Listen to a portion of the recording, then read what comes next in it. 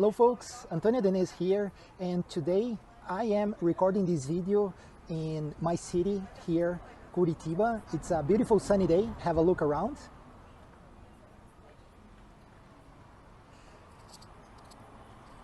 And in this beautiful day, I like to talk about the result of one of our students, Kalem, who works at Microsoft. Kalem, he's doing the Black Belt Management Excellence program with Optimus, and he recently concluded his first Black Belt certification project at his company, and the results were amazing. Besides Kalem getting very good results for Microsoft, the tools and methodology that he has learned will for sure advance his career throughout the years at his current company or future companies. So let's have a look on his project.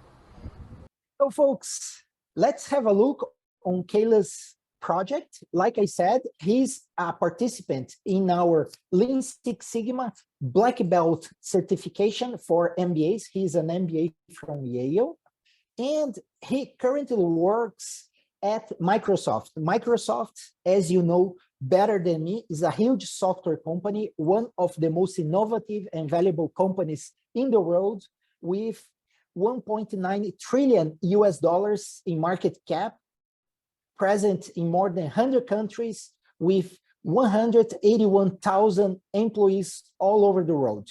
Kalem works on product development, and the gap that he noticed was a very common problem in companies all over the world, including Microsoft. So Kalem noticed the gap on the customer feedback evaluation for product development. So Kalem's product reached a private review milestone in which selected customers and employees can give feedback on this upcoming Microsoft product.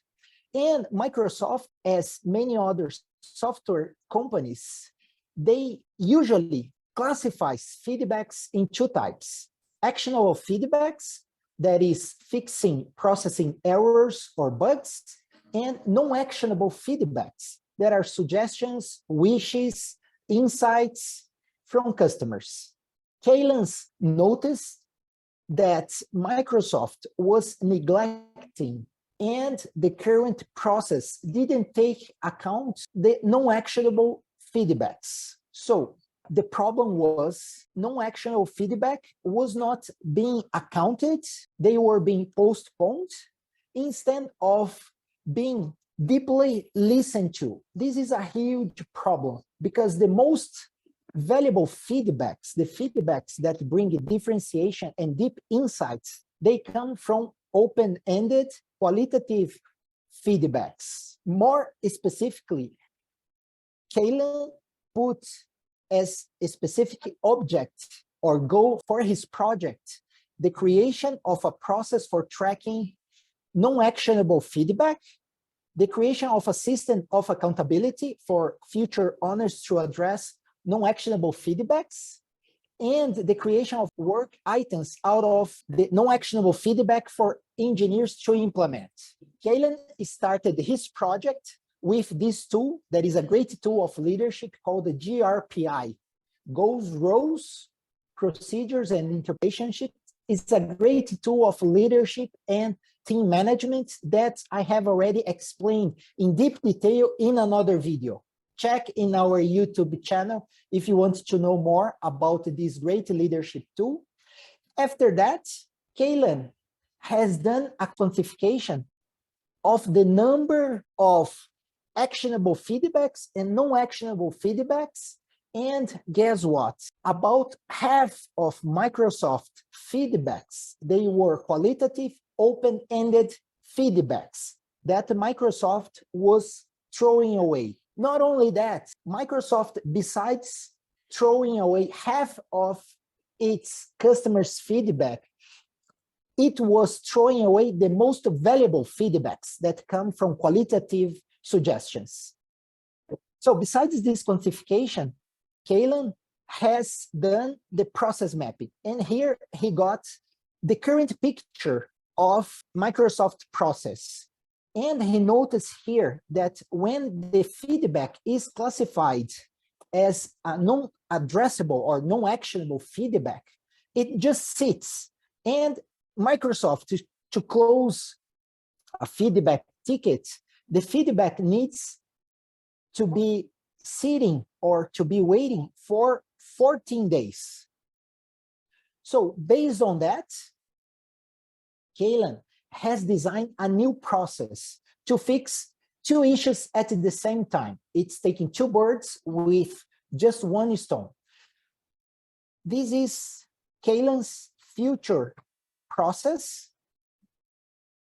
He basically implemented a parallel process to evaluate non-actionable feedback. So when a feedback is classified as actionable, it goes throughout these steps here on the actionable feedback path. And when the feedback is classified as qualitative, it goes through these next steps here in the non-actionable feedback path.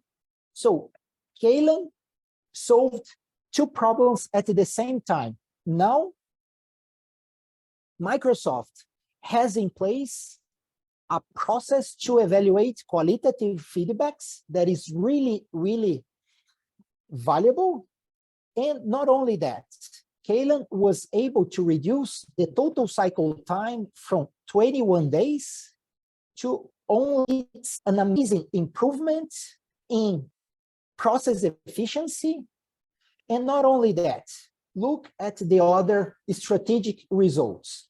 The triage and assessment of qualitative feedback or non-actionable feedback went from 0 to 100%, and the conversion rate from qualitative feedback into actionable feedback increased from 0% into 17%.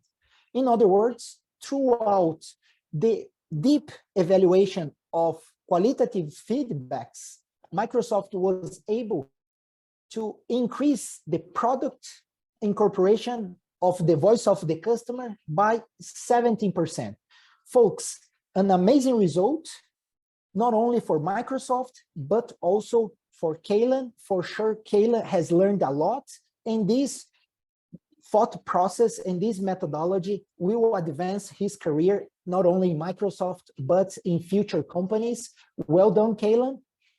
And folks, in case you want to know more about our Black Belt certification program in Lean, Six Sigma, or Agile, or in case you want to know more about our career acceleration programs, please check in the link below.